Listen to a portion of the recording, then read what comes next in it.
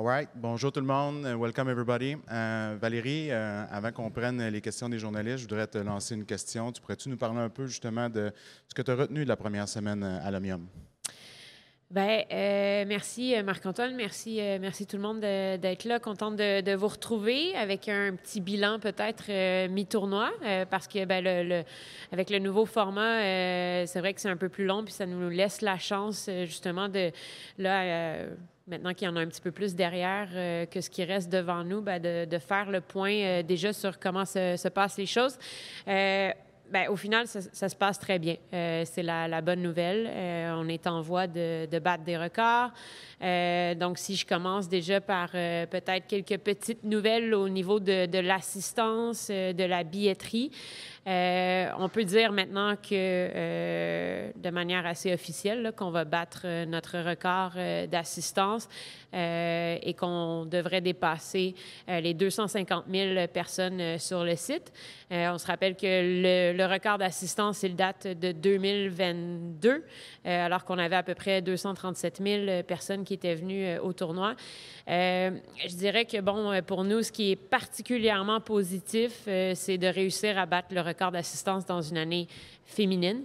On a souvent dit que le tennis était un pionnier là, dans l'univers, évidemment, du sport féminin. Et je pense que notre tournoi le démontre. Donc ça me rend bien fière. Et je pense que pour la WTA aussi, c'est important et c'est un bel accomplissement. Dans les dernières semaines, on a beaucoup parlé du fait que, bon, pour évidemment réussir à remplir plus de séances, il fallait aussi réussir à attirer de nouveaux clients, convertir finalement un peu plus de gens en amateurs de tennis. La bonne nouvelle, c'est que lorsqu'on regarde là, les nouveaux acheteurs pour cette année, bien, c'est quand même une hausse à peu près de 20 par rapport à ce qu'on a habituellement. Donc, on a gardé le cap, là, en gros, environ à 50 des acheteurs qui sont des gens qui ne sont jamais venus au tournoi. Et ça, pour nous, c'est positif. Et après ça, bien, la partie qu'on contrôle, c'est de s'assurer évidemment que l'expérience est à la hauteur de leurs attentes pour qu'après ça, on soit capable de les fidéliser et qu'ils reviennent dans les prochaines années. L'autre chose, bien, je dirais, là, il nous reste peut-être une centaine de billets à vendre pour ce soir, mais ce soir devrait être notre première séance présentée à guichet fermé. Je pense que ça démontre aussi, bon, à quel point là, les gens sont en train d'apprendre à connaître une certaine Vicky Mboko. Et c'est clair que, bon, si on avait eu à écrire ce scénario-là, c'est à peu près comme ça qu'on l'aurait écrit avec le match contre Coco Gauff. Donc, on ressent bien là, l'engouement, évidemment, qu'il y a pour cette histoire-là. Et ça s'annonce plutôt bien aussi, je dirais, pour nos dernières séances. On a ce qu'on appelle un peu notre semaine des finales avec des séances qui seront présentées uniquement en soirée à partir des matchs de quart de finale. Je dirais que la prochaine séance là, qui devrait se remplir sans surprise, c'est celle de la finale, qui est pas mal toujours notre séance la plus populaire. Mais les demi-finales, je pense, sont particulièrement intéressantes aussi du fait que, bon, habituellement, on les présente sur 2 séances. Là, cette année, elles sont sur une seule séance. Et on voit que ben, ça aussi, ça semble intéresser les gens. Après ça, si je regarde un petit peu, ben nouveau format, on a beaucoup parlé quand même des défis par rapport à l'accueil des joueuses, surtout du fait qu'on se préparait à accueillir plus ou moins 150 athlètes, soit le double qu'habituellement, et leur entourage. La bonne nouvelle, c'est que je pense qu'on a trouvé une belle formule. Les commentaires sont bons jusqu'à présent de la WTA sur comment optimiser finalement l'espace qu'on avait. Donc, c'est là qu'il y avait, je dirais pas des inquiétudes, mais un petit peu plus de points d'interrogation là, et qu'on voulait vraiment valider que c'était suffisant. Et ça s'est bien passé. On s'attend à ce que dans les prochains jours, là, il y ait un peu plus de joueuses, évidemment, qui nous quittent et se dirigent vers Cincinnati. Mais l'autre chose qu'on remarque, et on s'était préparé à ça, c'est que les joueuses sont restées à Montréal pour s'entraîner ici, pour profiter aussi de la ville, des activités qu'on avait à offrir. Et ça, c'était un peu ce qu'on souhaitait souhaitait, donc c'est une bonne nouvelle. Le centre sportif Claude Robillard a été très utilisé. Je pense que ça démontre justement le besoin pour plus de terrain. Donc, on l'a ouvert à partir du vendredi avant les qualifications, mais je dirais qu'à partir du moment où il y avait présentation de matchs ici sur le site, donc à partir du samedi des qualifications, les terrains étaient pleins toute la journée, là, de 9 h jusqu'à 17 h. Et c'est hier après-midi qu'ont eu lieu les derniers entraînements là-bas du côté du centre sportif Claude Robillard. Et sinon, je dirais que beaucoup de commentaires positifs aussi. Ça avait été le cas l'an dernier, mais là, c'est la première fois du côté de la WTA qu'on découvre le nouvel espace médical avec la mezzanine, donc, qui est juste en dessous de nous présentement. Et les joueuses disaient que c'était carrément là, comme espace médical le meilleur sur le circuit. Certaines nous disaient même meilleur que dans certains tournois du Grand Chelem. Donc ça, c'est positif pour nous. Je pense que ça démontre que lorsqu'on est capable justement d'y aller avec des projets d'envergure, on sait bien faire les choses et ça passe pas inaperçu. Sinon, les joueuses semblent profiter un petit peu plus quand même aussi de la ville et de ce qui se passe à Montréal pendant le tournoi. Beaucoup d'intérêt pour le Cirque du Soleil. Ils sont plusieurs à y être allés, très en demande. Il y a eu différents concerts. Il y a eu des visites, par exemple, au spa Bota Bota. C'est pas moi qui suis allée, ça, je vous rassure. Et je sais que ce week-end, évidemment, il y a des demandes aussi pour le festival Oshéaga. Là. Donc, entre ça et quelques bons soupers à des bonnes tables de Montréal, je suis contente de voir qu'elles sont capables d'en profiter aussi et repartent finalement avec quelques beaux souvenirs. Et sinon, je dirais qu'au niveau de la programmation, on voulait en faire plus. Et je pense que pour l'instant, on peut se dire de notre côté, mission accomplie. Notre week-end de la famille continue d'être bien populaire. On a eu environ 61 000 personnes qui sont venues sur 2 jours. Notre record pour le week-end de la famille était à 68 000 personnes, mais sur 3 jours. Donc, un beau succès. Les gens se sont déplacés malgré la chaleur. Et là, ce week-end, on vit ce qu'on espère qui deviendra peut-être le prochain classique, finalement, de l'OBN, là, avec ce qu'on appelle notre Tennis Fest. Donc, encore ce week-end, on le rappelle aux gens, mais l'accès au site est gratuit. Il faut réserver en ligne. Et donc, on espère que ce sera encore la fête pendant tout le week-end.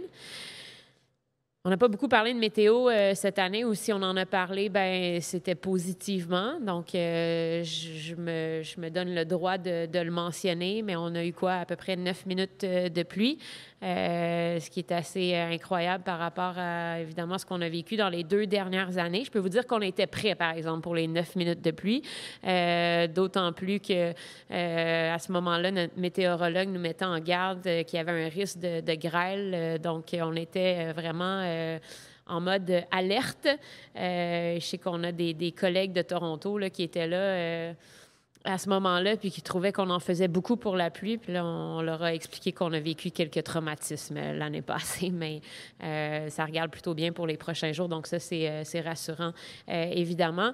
Et rapidement, au niveau des résultats, nouveau format, ça voulait dire aussi plus d'opportunités pour nos joueuses canadiennes. Elles étaient 9 au total dans le tableau principal. C'est énorme.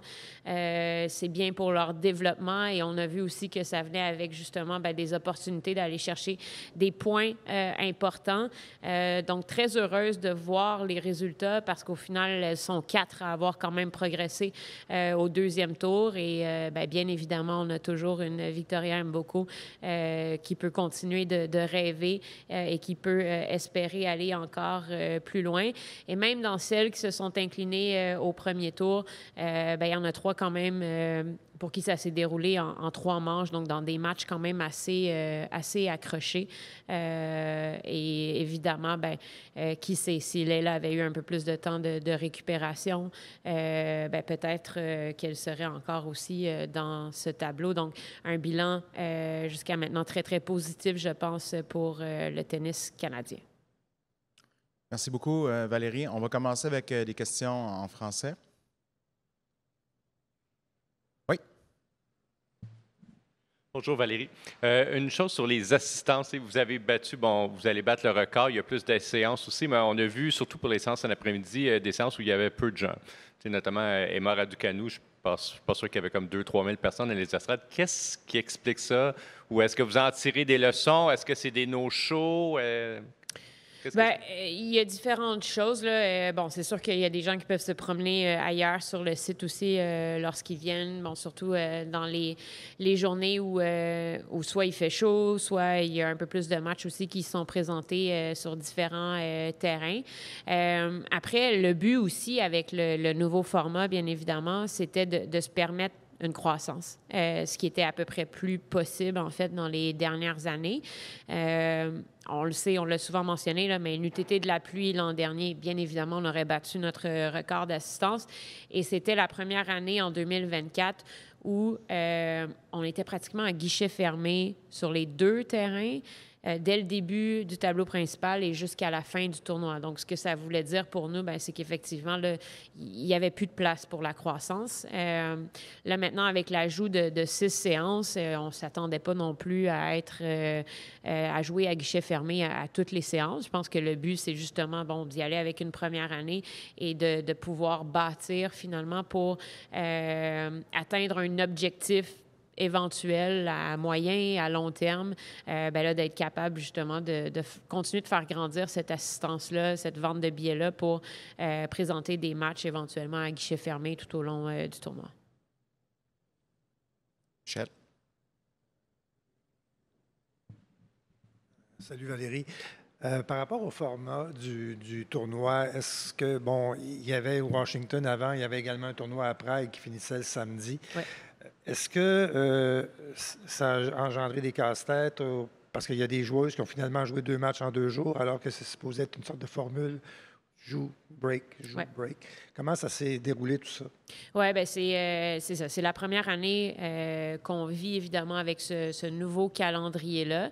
Et j'ai eu différentes conversations déjà là, avec quelques personnes de la WTA et c'est clair que ça va faire partie des choses qui seront discutées aussi avec les joueuses qui font partie là, du Player Console, les gens qui font partie aussi des différents tournois pour qu'on regarde si on a vraiment la meilleure formule ou s'il y a des ajustements qui sont possibles. Par exemple, pour le tournoi de Washington, on avait déjà mentionné la possibilité que si une joueuse était impliquée dans la finale et qu'elle ne faisait pas partie des têtes de série, qu'elle puisse avoir ce qu'on appelle des performance buy et donc automatiquement être qualifiée pour le 2e tour. Ce sont les joueuses qui avaient décidé de voter contre ça. Pourquoi? Parce que Washington est un tournoi 500, nous, on est un tournoi 1000. Donc, la plupart du temps, lorsqu'on voit des performance buy, ce sont pour des tournois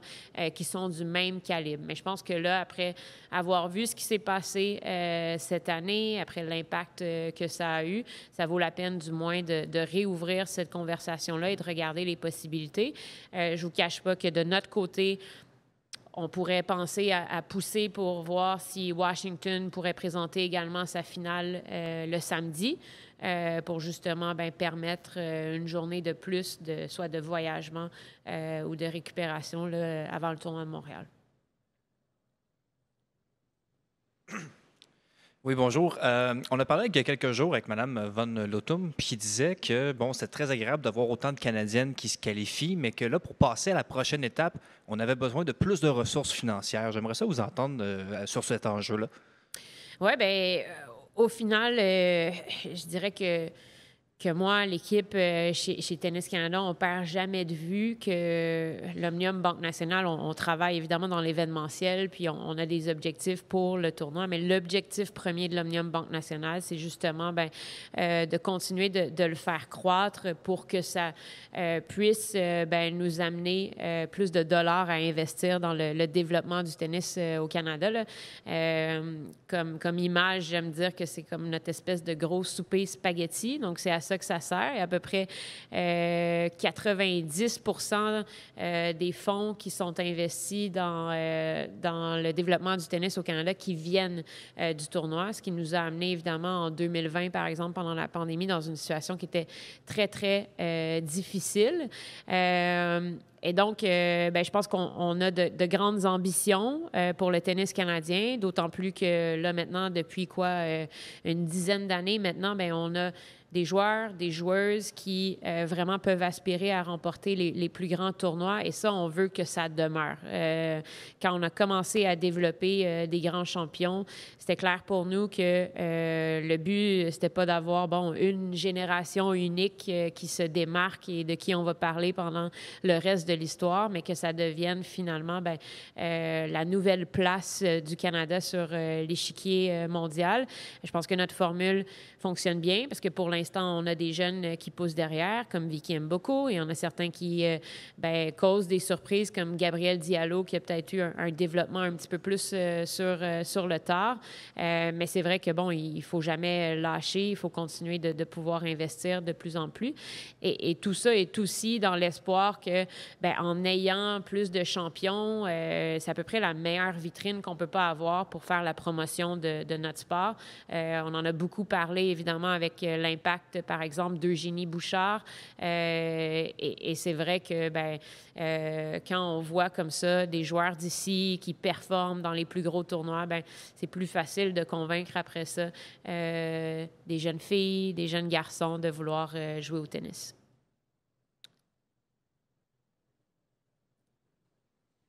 Oui, bonjour Valérie. Tu l'as dit, les aménagements que vous avez faits, ça a marché avec les terrains, avec Claude Robillard. Est-ce que ça réduit l'urgence de la situation, des agrandissements? Est-ce que vous vouliez faire pour que le tournoi subsiste, continue à vivre? Non. Non, ça ne change pas le plan de match et le besoin. On va rencontrer, c'est sûr, la WTA comme on le fait à la fin de chaque tournoi pour faire vraiment le rapport. Là. Mais c'est clair que pour nous, nos installations demeurent vieillissantes et ne sont pas au niveau qu'on voit dans les autres tournois 1000. Donc ça demeure pour nous une inquiétude qui amène donc ce projet-là à être une grande priorité. Pour ce qui est de l'espace, du besoin de terrain. On se rappelle que dans les standards qui sont exigés par l'ATP, il nous en manque toujours 2 terrains sur notre site. On a fait une demande de dérogation qui a été approuvée, mais pour l'instant qui est approuvée jusqu'à la fin de 2026. Évidemment, là, on n'est pas dans une situation où si on n'a pas ces 2 terrains-là en 2027, il n'y aura pas de tournoi, sauf qu'on ressent bien la pression d'être capable au moins de leur revenir avec un plan de match. Et c'est là où, une fois qu'on aura les conclusions de l'étude de faisabilité, pour nous, je pense qu'il faut viser en 2026 à être capable de retourner vers les circuits pour leur présenter finalement notre plan de match et qu'il y ait cette espèce d'engagement de dire, d'ici X années, on sera en mesure justement d'avoir plus de terrain et des installations qui sont au niveau qui est attendu dans un tournoi aussi relevé que le nôtre. Donc, oui, Michel? Valérie, au niveau des assistances, est-ce que 250 000, c'est un chiffre magique? Est-ce que c'est un but? C'était quoi votre plan au départ à ce niveau-là? On risque de popper le champagne lorsqu'on va être à 250 000. Oui, c'était pas mal ça l'objectif qu'on s'était fixé. 250 000, c'est vrai que ça sonne bien quand même. Notre but, c'est évidemment de toujours sentir qu'on réussit à grandir, à attirer plus de gens. Et là, j'ai l'impression que c'est une grosse étape. pour nous. On va vouloir après ça réussir à atteindre le 275. Ça deviendra le prochain objectif. Mais je pense que déjà, c'est une étape qui mérite d'être célébrée. Mm-hmm. Quand tu dis que c'est une grosse étape, pourquoi c'est si gros que ça? Bien, parce que il n'y a pas si longtemps, on était sous les 200 000. Donc, le fait justement de voir que notre tournoi continue de gagner en popularité, que les gens apprécient le tournoi, notre vente de billets, hein, ça va bien parce que aussi, on voit qu'elle se fait des mois avant le tournoi. Donc, je pense que ça démontre à quel point les gens connaissent maintenant notre événement. On a réussi à bâtir une belle réputation, une belle crédibilité. Et comme n'importe qui, je pense que on est ambitieux, on veut continuer de s'améliorer, on veut continuer de grossir. Notre histoire de la perspective internationale, c'est justement un succès au niveau de notre assistance, au niveau des gens qu'on voit dans les estrades. Et on a beau dire que, il y a peut-être des matchs où il y avait un petit peu moins de gens qui étaient sur le court central. Je veux dire, si on se compare à n'importe quel tournoi, surtout féminin, ailleurs dans le monde, je pense pas qu'il y en a un qui puisse battre le tournoi de Montréal en ce moment. Donc, je pense que ça peut être une belle fierté collective. D'autres questions en français? Tantôt, tu as parlé les nouveaux clients. Tu as parlé de 20 après ça, tu as parlé de 50 Ouais. Peut-être juste préciser cette partie-là. Donc, en fait, au total, dans les billets qu'on a vendus cette année, 50 des gens sont des nouveaux acheteurs, donc des gens qui ne sont jamais venus au tournoi. Et par rapport au pourcentage qu'on voit les autres années de nouveaux acheteurs, c'est là où c'est une hausse. Ça représente une hausse de 20 à peu près par rapport aux autres années. Donc, ça démontre que cette année en particulier, on a réussi à attirer un peu plus de nouveaux acheteurs que d'habitude. Une dernière en français. Valérie, est-ce que vous avez une mise à jour avec Bianca Andreescu au moment où on se parle par rapport à sa blessure et Cincinnati? Je lui ai pas reparlé depuis la journée après son forfait. À ce moment-là, elle semblait surtout confiante de pouvoir jouer le US Open. Là. C'était le mot que lui avait donné le docteur. Donc, je pense que ça, c'était l'objectif principal. Elle retournait à Toronto tout de suite après pour être traitée là-bas. Et il y avait son préparateur physique aussi qui était à Toronto. Donc, ça lui permettait de continuer à se préparer finalement pour son retour. Là. Question in English? I have a few questions, if I may. You already answered the one about performance buys in French, so I'm not going to ask that one. One question is, due to the proximity to Wimbledon, especially the men's tournament has been particularly affected. Yep. I was wondering if there is any thought of thinking during the next years to maybe alternate with Cincinnati and maybe having the two tournaments switch on a regular basis. That's one question. And the second question is, what's your feeling about Sportsnet not covering with a Canadian generated content the first week, but only starting today? The women's tournament was not as affected as the men's tournament, where Felix's match was not shown on Canadian TV, but still it would be much better to have a locally produced broadcast. Yep. So on the first question, it's not part of any discussion right now. The possibility of alternating between Cincinnati and Canada in terms of the weeks in the calendar. That being said, I do think that this year we were probably more impacted because of the 2 weeks in between Wimbledon and our tournament. The good news is that 2026 and 2027 will be what we call the long summer calendar. So we'll have an extra week. So there will be, again, 3 weeks in between Wimbledon and the National Bank Open. I do think that will make a difference. I think it allows basically anyone who goes pretty deep at Wimbledon to still have, somewhere close to a week to take some time off and recover before they can start thinking again about the hard court season. So I think, unfortunately, this year was clearly not ideal. I'm a little bit relieved that in Montreal, we weren't too impacted. I think in the end, there's only Aryna Sabalenka, really, who made the choice to skip Montreal to have a little bit extra time. The other players who weren't here, it was mostly for, longer-term injuries and nothing that had to do of a choice of playing or not Montreal. On the second question, I think just like the fans, we were disappointed, obviously, not to see our Canadian players being featured on the world feed, which in the end resulted in Sportsnet not being able to show those matches. In Quebec, we were a little bit more fortunate because TVA Sports was producing and so was able to show all the matches played from our Canadians.